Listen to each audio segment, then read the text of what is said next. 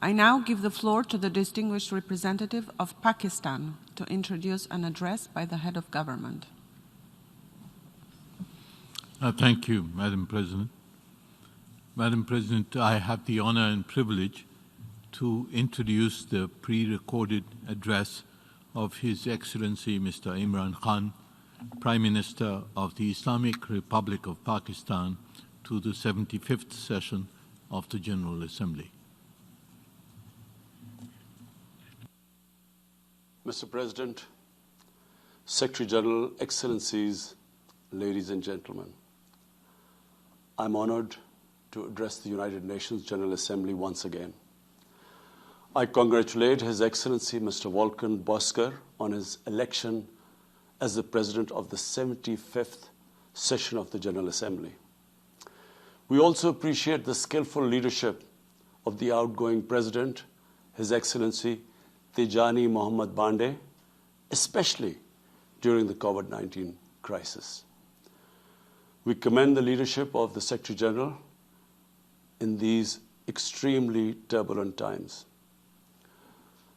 Mr. President, since my government assumed office, our consistent effort has been to fundamentally transform Pakistan. We envisage Naya Pakistan to be modeled on the principles of the state of Medina, established by a holy prophet, Muhammad sallallahu alaihi wasallam. A just and humane society where all government policies are directed at lifting our citizens out of poverty and creating a just and equitable dispensation. To achieve this goal, we need to have peace and stability. Thus, our foreign policy aims to have peace with our neighbors and settle disputes through dialogue. Mr. President, the 75th anniversary of the United Nations is an extremely important milestone, as this is the only body in the world that can help us achieve our goals of peace and stability in our neighborhood. This is also time for us to reflect whether, as the United Nations, we have been able to realize the promise we collectively made to our peoples. Today, the foundations of the world order, non-use of or threat of unilateral force, self-determination of peoples, the sovereign equality and territorial integrity of states, non-interference in their internal affairs, international cooperation, all these ideals are being systematically eroded. International agreements are being flouted and set aside. Renewed great power rivalries are leading to a new arms race. Conflicts are proliferating and intensifying. Military occupation, illegal annexations are suppressing the rights of human beings to self-determination. According to the respected professor Noam Chomsky, mankind is at even a greater risk than it was before the First and Second World Wars in the last century. And this is because of the threat, increased threat of nuclear war, climate change, and sadly the rise of authoritarian regimes. We must come together to prevent such a catastrophe. We believe that the driving force in international relations must be cooperation in accordance with the principles of international law and not confrontation and force. We all must emphatically reaffirm our support for multilateralism. Mr. President, the COVID-19 pandemic has illustrated the oneness of humanity. In our interconnected world, no one is safe unless everyone is safe. Locking down to control the pandemic has triggered the worst recession since the Great Recession in the last century. This has hit the poorest countries the hardest, as well as the poor in all the countries. In Pakistan, we realized very early on that if we imposed a strict lockdown, the type that several affluent countries had imposed, we would have more people dying of hunger than the virus. Therefore, we adopted a policy of smart lockdown. While concentrating on the hotspots, the virus hotspots, we opened up our agriculture sector immediately and then followed it up by the construction sector, which employed most of the people. At the same time, and this is despite financial constraints, my government deployed $8 billion, unprecedented amount, for our health services, plus support the poorest and most vulnerable households with direct cash payments through SARS program, and then subsidies to the small businesses. Even though our smart lockdown was heavily criticized in the beginning, but thanks to the Almighty Allah's grace, we have not only managed to control the virus, stabilize our economy, but most importantly, we have been able to protect the poorest segment of the society from the worst fallout of the lockdown. Today, Pakistan's response is cited among the success stories in controlling and responding to the pandemic. However, we are still not out of the woods, like no country is out of the woods today. But, Mr. President, it was obvious from the outset that developing countries would need fiscal space to respond to and recover from the COVID crisis. Debt relief is one of the best ways to create that fiscal space for developing countries. Therefore, in early April, I called for a global initiative on debt relief. We appreciate the G20's official debt suspension initiative and the emergency and rapid financing offered by the IMF, World Bank, Asian Development Bank, and UN agencies. This, however, is not going to be enough. The IMF has estimated that developing countries will need over $2.5 trillion to respond and recover from the crisis. The official debt suspension will need to be extended and expanded. Additional debt relief measures will also be needed.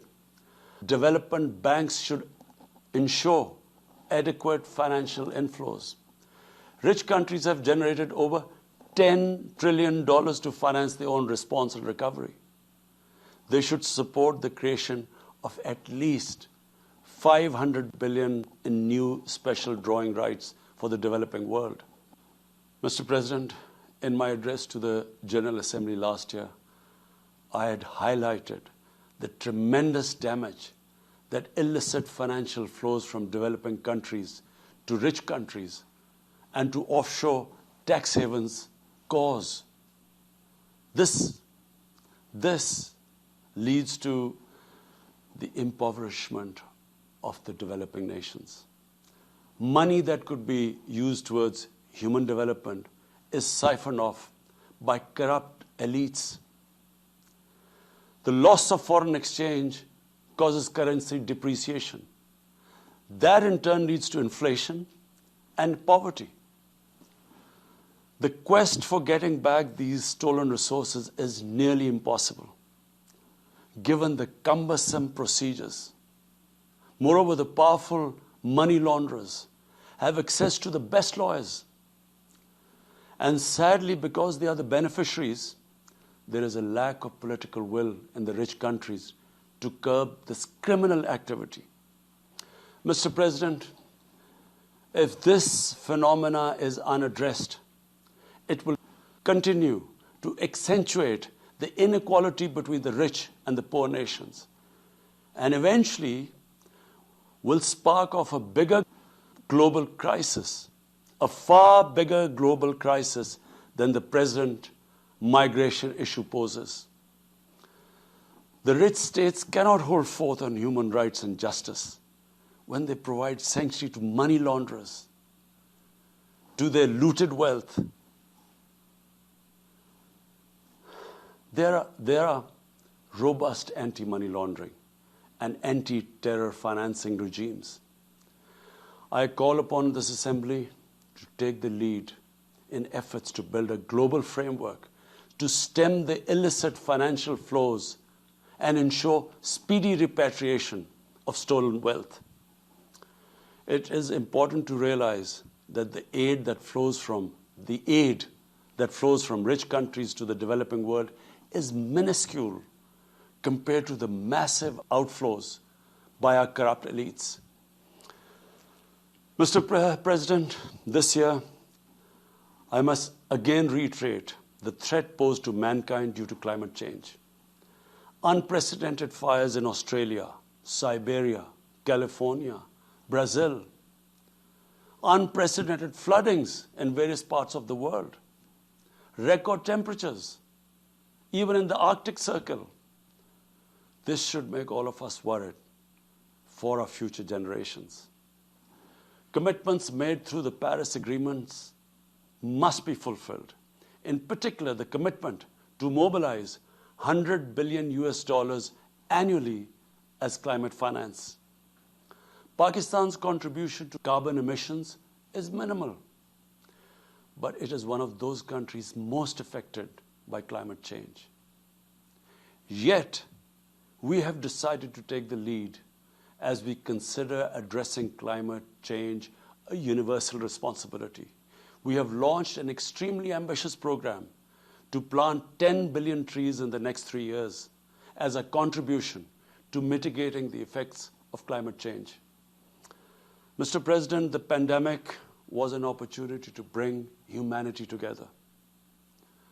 Unfortunately, it has instead fanned nationalism, increased global tensions, and given rise to racial and religious hatred and violence against vulnerable minorities in several places. These trends have also accentuated Islamophobia. Muslims continue to be targeted with impunity in many countries. Our shrines are being destroyed. Our Prophet Muhammad sallallahu alaihi wasallam insulted. The Holy Quran burnt. And all this in the name of freedom of speech. Incidents in Europe, including republication of blasphemous sketches by Charlie Hebdo, are recent examples. We stress that willful provocations and incitement to hate and violence must be universally outlawed. This assembly should declare an international day to combat Islamophobia and build a coalition to fight the scourge that splits humanity. Mr. President, the one country in the world today where I'm sad to say the state sponsors Islamophobia, and that is India. The reason behind this is the RSS ideology that unfortunately rules India today. This extremist ideology was founded in the 1920s. The RSS founding fathers were inspired by the Nazis, and they adopted their concepts of racial purity and supremacy. While the Nazis' hate was directed at the Jews, the RSS directs it towards the Muslims and to a lesser extent, the Christians. They believe that India is exclusively for Hindus and others are not equal citizens.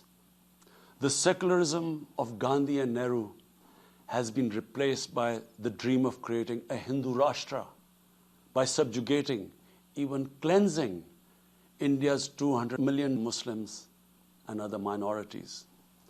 In 1992, the RS destroyed the Babri Masjid.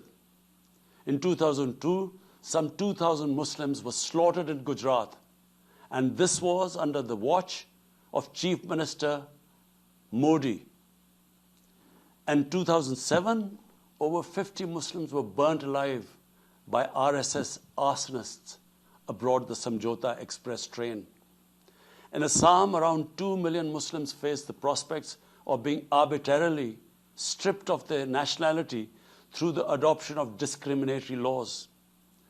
There are reports of large concentration camps being filled by Muslim Indian citizens. Muslims were falsely blamed, vilified, and victimized for spreading the coronavirus. They were denied medical attention on many occasions. Their businesses were boycotted. Cow vigilantes attack and kill Muslims with impunity. Last February, Muslims faced targeted killings with police complicity in New Delhi. Mass registrations in the past have often been a precursor to genocide. For example, the Nuremberg laws in Germany in 1935, and then in 1982 in Myanmar. The Hindutva ideology is said to marginalize almost 300 million human beings, Muslims, Christians, and Sikhs. This is unprecedented in history, and this does not augur well for the future of India. As we all know, that marginalization of human beings leads to their radicalization. Mr. President, for over 72 years, India has illegally occupied Jammu and Kashmir against the wishes of the Kashmiri people and in blatant violation of the resolutions of the Security Council and indeed its own commitments to the people of Kashmir. On 5th August last year, India illegally and unilaterally sought to change the status of the occupied territories and deployed additional troops, bringing the total number to 900,000, to impose a military siege on 8 million Kashmiris. All Kashmiri political leaders were incarcerated. About 13,000 Kashmiri youth were abducted and thousands tortured. A complete curfew was imposed, accompanied by a total communications blackout. Indian occupation forces have used brute force, including pellet guns against peaceful protesters, imposed collective punishments, including the destruction of entire neighborhoods, and extrajudicially murdered hundreds of innocent young Kashmiris in fake encounters, refusing even to hand over their bodies for burial. The Kashmiri media and those daring to raise their voice are being systematically harassed and intimidated through the use of draconian laws. All of this is well documented in the reports of the United Nations High Commissioner for Human Rights, communications from the Special Rapporteurs of Human Rights Council, statements from human rights and civil society organizations. The international community must investigate these grave violations and prosecute the Indian civil and military personnel involved in state terrorism and serious crimes against humanity being perpetrated, I'm sad to say, with complete impunity. The objective of this brutal campaign is to impose what the RSS-BJP regime has itself called the final solution for Jammu and Kashmir. To this end, the military siege is being followed by moves to change the demographic structure of the occupied territory. This is an attempt to obliterate the distinct Kashmiri identity in order to effect the outcome of a plebiscite envisaged in the UN Security Council resolutions. This action is in violation of the UN Charter, Council resolutions, and international law, particularly the 4th Geneva Convention. Changing demographic structure of occupied territory is a war crime. Mr. President, the brave Kashmiri people will never submit to Indian occupation and oppression. Their struggle is indigenous. They are fighting for a just cause, and generation after generation have laid down their lives to rid themselves of Indian occupation. The government and people of Pakistan are committed to standing by and supporting their Kashmiri brothers and sisters in the legitimate struggle for self-determination. Mr. President, in order to divert attention from its illegal actions and atrocities in Indian-occupied Jammu and Kashmir, India is playing a dangerous game of upping the military ante against Pakistan in a nuclearized environment. Despite constant Indian provocations and ceasefire violations along the line of control and the working boundary, targeting innocent civilians, Pakistan has exercised maximum restraint. We have consistently sensitized the world community about a false flag operation and another ill-conceived misadventure by India.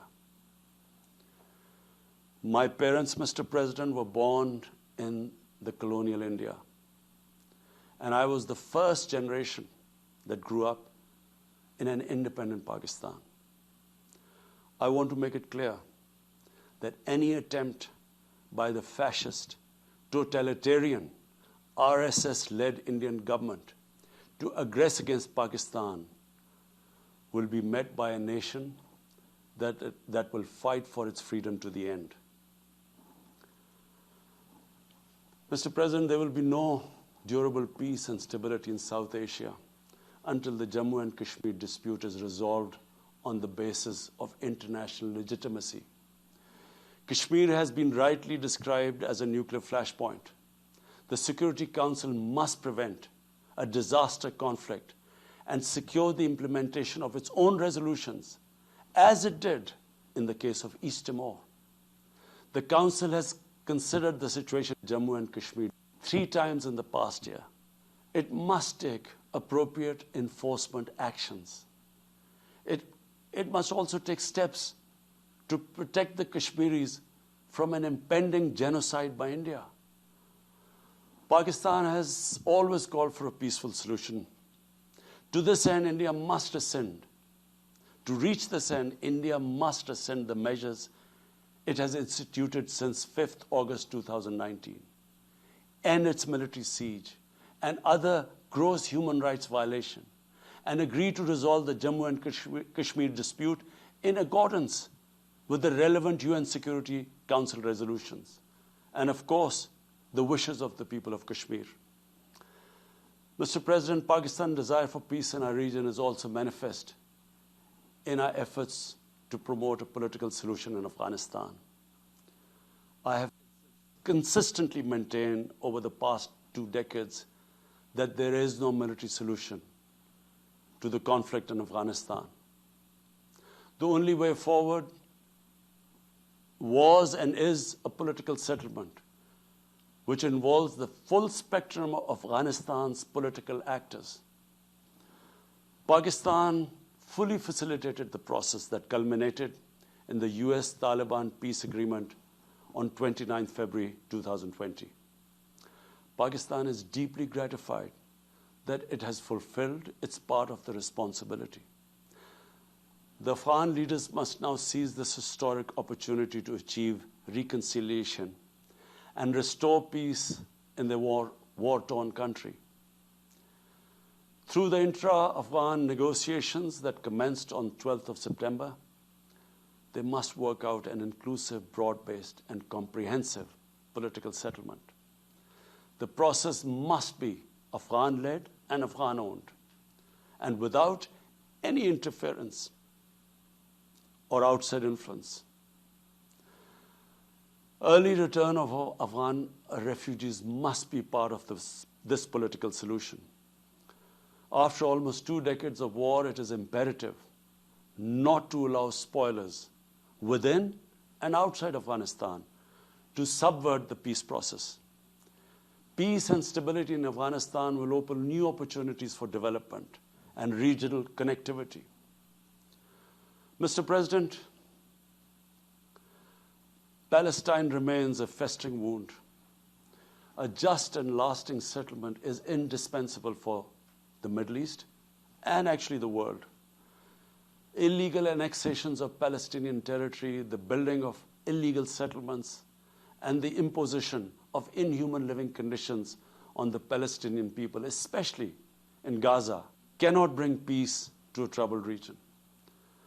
Pakistan continues to support a 2-state solution in line with the UN General Assembly and Security Council resolutions within the international agreed parameters, and they are pre-1967 borders, and Al-Quds, Al-Sharif as the capital of a united, contiguous and independent Palestinian state.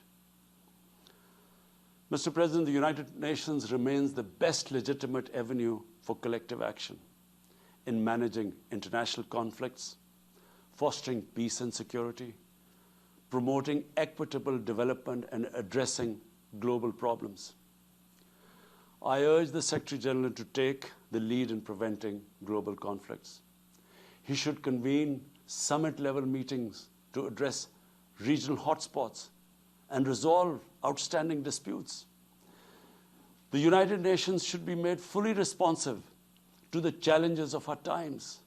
A comprehensive reform of the United Nations, including the Security Council, is essential to promote greater democracy, accountability, transparency, and efficiency. Pakistan will continue to participate actively in this process and endeavor with other member states to build a world where conflict is outlawed and equitable prosperity for all pursued in conditions of peace and security. I thank you.